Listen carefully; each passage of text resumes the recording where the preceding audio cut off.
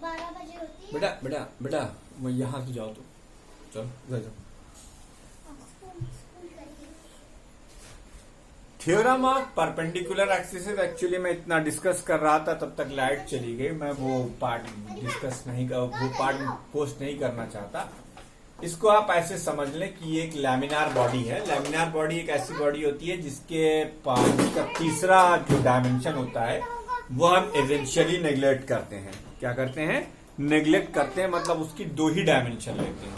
तो theorem of perpendicular axis ये कहती है कि एक प्लेन में लाई करने वाले दो एक्सिस के अबाउट मोमेंट ऑफ इनर्शिया का सम जो है उसके परपेंडिकुलर जाने वाले एक्सिस के मोमेंट ऑफ इनर्शिया के बराबर होता है। यानी आई जेड देखिए इस प्लेनर लैमिना के परपेंडिकुलर एक्सिस है तो आई जेड की value I x plus I Y के बराबर होगी। अब इसी को हम स्टेटमेंट के फॉर्म में लिख भी देते हैं। The movement of inertia of uniform lamina about an axis parallel to the plane of lamina is equal to the sum of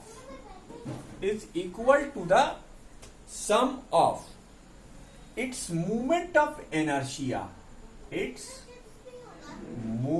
of inertia, मुझे इधर प्रूफ करना है इसको, इसीलिए जगह बचा रहे हैं। Movement of inertia about any two axis, about any two axis which are mutually perpendicular, about any two mutually perpendicular axis. बेटा ये एक्स एक्सिस और ये वाई एक्सिस म्यूचुअली परपेंडिकुलर है। About any two mutually perpendicular axis, about two mutually perpendicular axis in its plane, in its plane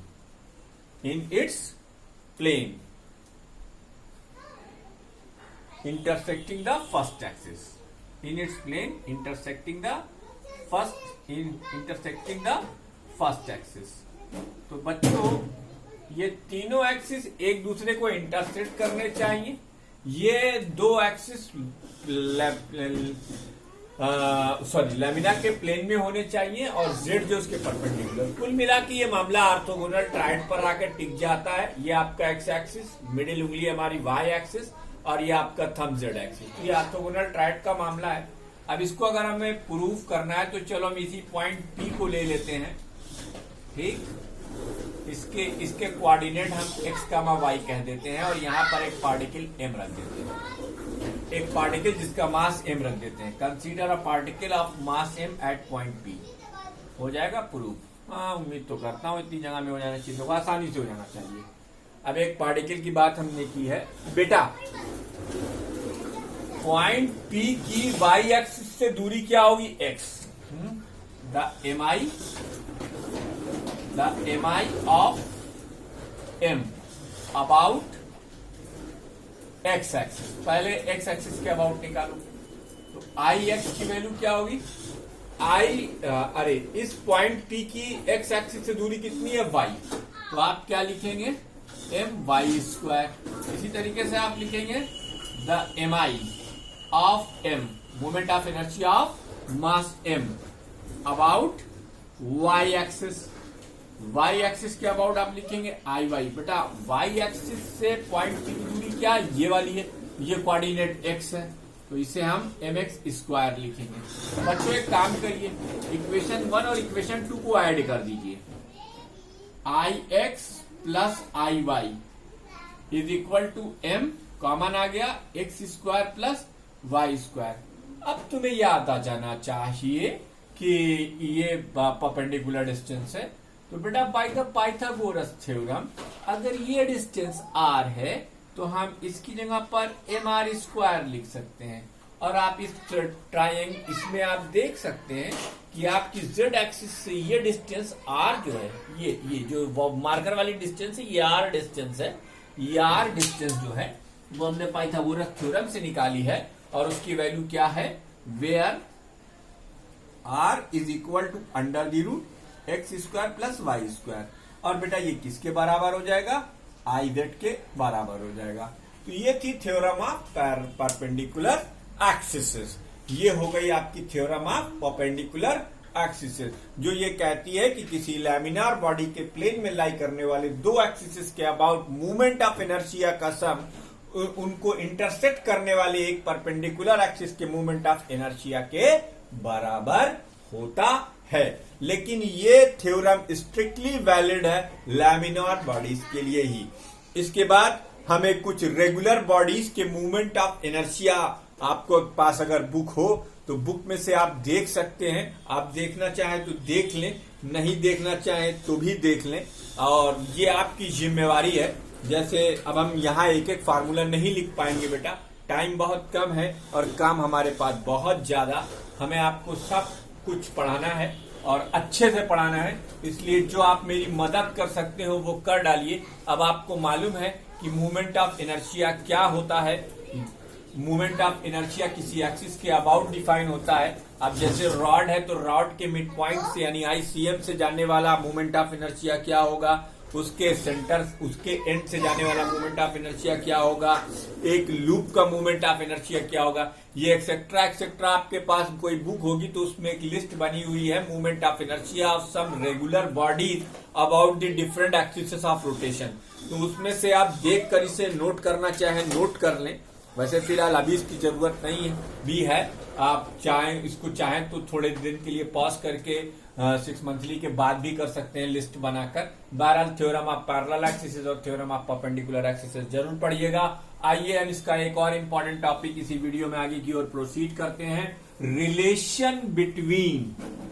अब देखो यहां से एक कथा शुरू होगी, वो बड़ी इंटरेस्टिंग है। Relation between torque and movement of inertia. Relation between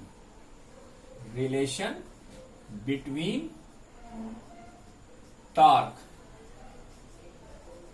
and movement of inertia.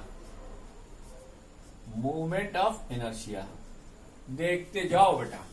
हमको एक रिलेशन पता करना है किसी बॉडी के लिए टॉर्क और मूवमेंट ऑफ इनर्शिया के बारे में। लिखो, consider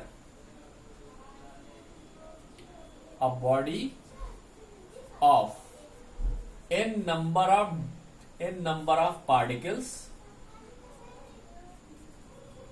of masses m1, m2, m3 mn and their respective distances from axis of rotation R, R1, R2, R3, Rn। वही एक फिगर जो हमने पहले बनाया था। तुम्हारी इच्छा हो तो हम दोबारा से बना दें। जैसे ये एक फिगर है, ये एक्सिस ऑफ रोटेशन है। यहां पर एक पार्टिकल हमने मास m लिया R1, ये एक दूसरा पार्टिकल है जिसका मास हमने m2 लिया। ऐसे ही तमाम पार्टिकल्स हैं। अब ये फिगर बार बार हमसे ना बनवाओ, mn इंटू Rn। ठीक, अच्छा मान लो let alpha is the angular acceleration. क्या रोल में आ गया? Angular acceleration. आप लिखेंगे let alpha is the angular acceleration. Let alpha is the angular acceleration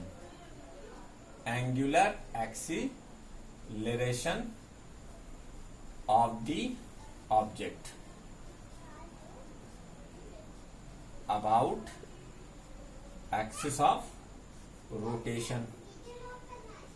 ठीक, then linear acceleration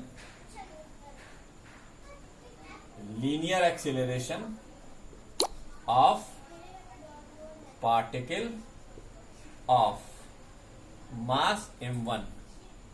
इसकी a1 की वैल्यू हो जाएगी r1 अल्फा, जैसा कि मैंने आपको पहले ही बताया था रोटेशनल एनालॉग के बारे में। ठीक है, अब force acting on the particle of mass m1, f1 की वैल्यू क्या हो जाएगी m1a1, ठीक। Torque acting on the particle, torque acting on the particle of mass m1, tau one की वैल्यू क्या हो जाएगी m1, अरे f1 इंटू r1, ये तो फार्मूला है दोस्तों, f1 इंटू r1, या f1 की जगह पर लिखो m1 a1 r1, अब a1 की जगह पर लिखो r1 अल्फा, तो ये क्या हो गया m1 r1 स्क्वायर अल्फा, सही पकड़े हैं, देखिएगा। अब सिमिलरली टाउ टू यानी torque experience by particle of mass m2, tau two की वैल्यू आप यहीं से डायरेक्टली लिखेंगे m2 r2 square alpha, tau three की वैल्यू लिखेंगे m3 r3 स्क्वायर अल्फा, और इसी तरीके से tau n mn rn square alpha. तो net torque experience by the body, net torque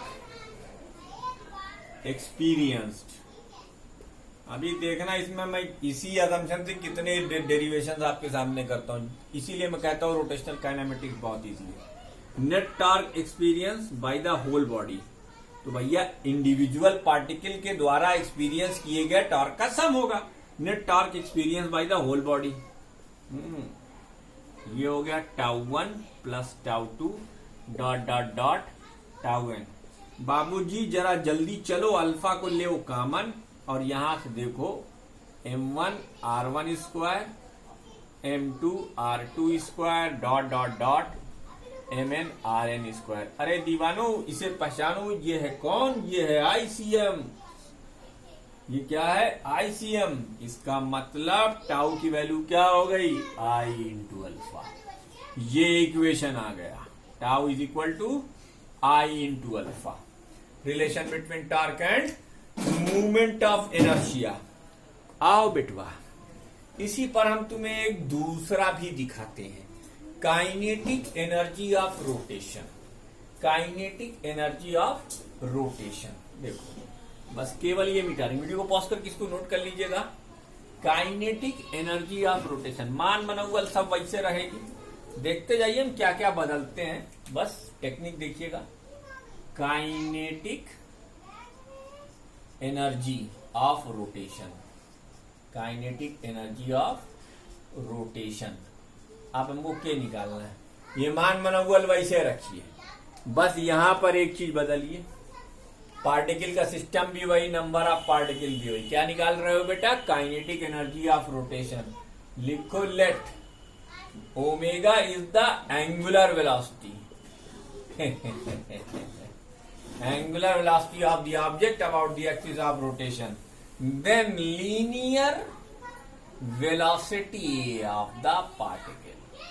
देखते जाना भैया, हम कोई बेईमानी नहीं करेंगे, ये r1 ओमेगा हो गया। अब ये v निकाल लिया, अब तुम यहां से थोड़ा सा बदलोगे, क्या बदलोगे, तुम लिखोगे kinetic energy of the particle of मास, यहां से थोड़ा सा बदल दें। देखा, इतना तो यार आराम से समझ में आ गया होगा कि हमने वहां अल्फा असम्पशन किया था। अब इस वाले फिगर में, जब इसके लिए तुम अपना अलग बनाना फिगर, इसी फिगर में तुमने कि सर उस दिन तुमने भी कर दिया, ये सब मत करना।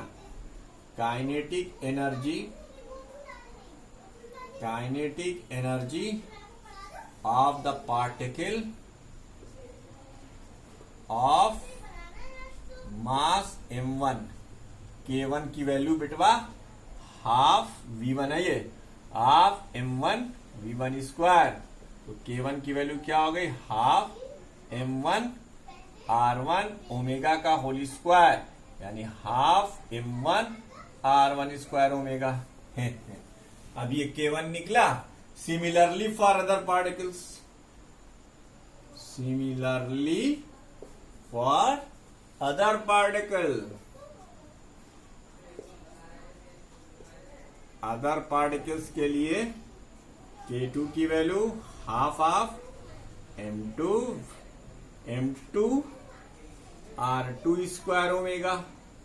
K3 की value half of M3 R3 square omega dot dot dot. Kn की value 1/2 Mn Rn square omega. तो नेट काइनेटिक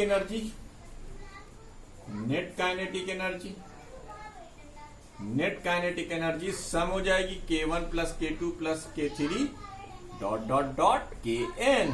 तो देवियों और सज्जनों, मेरी बात को ध्यान से सुनो। ओमेगा और 1/2 आपका कॉमन आ जाएगा और ये हो जाएगा M1 R1 square M2 R2 square dot dot dot Mn Rn square. भैया ये क्या है? ICM है। तो K की वैल्यू क्या हो जाएगी? K रोटेशन की वैल्यू हो गई 1/2 हाफ I। अरे यार सॉरी, इसमें तो ओमेगा स्क्वायर लगाना भूल ही गए। बारातियों का स्वागत पान पराग से होगा। देखिए हाफ I ओमेगा स्क्वायर। हाँ, तो ये काइनेटिक एनर्जी ऑफ रोटेशन भी आ गई। क्या आ गई? Kinetic energy of rotation. The energy possessed by a body by virtue of its rotational motion is known as kinetic energy of rotation. The energy possessed by a body by virtue of its rotational motion is known as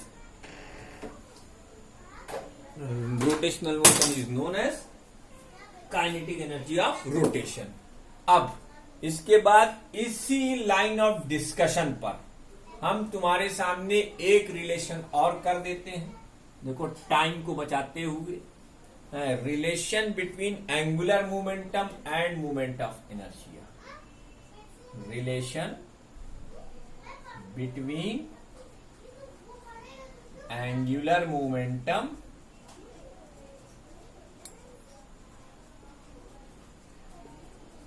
and moment of inertia। ठीक, कुल ऐसे मानक चलो, यहां तक तो same आ जाएगा ना। बताइए, हम दोबारा बता ही चुके हैं। अब यहीं से मिटाओ। अभी तीसरा है। तो देवी और सज्जनों, V1 की वैल्यू तो आप R1 ओमेगा लिख गए। किसके बारे में निकालना है? तो लिखिए लीनियर मोमेंटम। देखिए लीनियर वेलोसिटी निकाला है, तो linear momentum of M1 about linear momentum of M1 यानी P1 की वैल्यू क्या हो जाएगी? M1 V1 यानी M1 R1 ओमेगा। इसी तरीके से द एंगुलर मोमेंटम अमा कितना आसान है भैया। The angular momentum of M1 about the angular momentum of M1 about axis of rotation। इसको हम ऐसे करेंगे, ठीक, about axis of rotation linear momentum. तो ये हो जाएगा angular moment, linear moment, I am sorry. तो इसे हम लिखेंगे R1 P1 that is R1 M1 R1 omega. ये हो गया M1 R1 स्क्वायर ओमेगा। तो भैया ये J1 निकला है। क्या निकला है? J1। Similarly for other particles, अरे बाप रे बाप, सिमिलरली फॉर अदर पार्टिकल्स। आप देख रहे हैं एक ही सुरताल पे सारे काम हुए जा रहे हैं। Similarly for other particles, that's why I told you rotational kinematics is very easy. Similarly for other particles, J2 की value M2 R2 square omega, J3 की value M3 R3 square omega and so on. तो net angular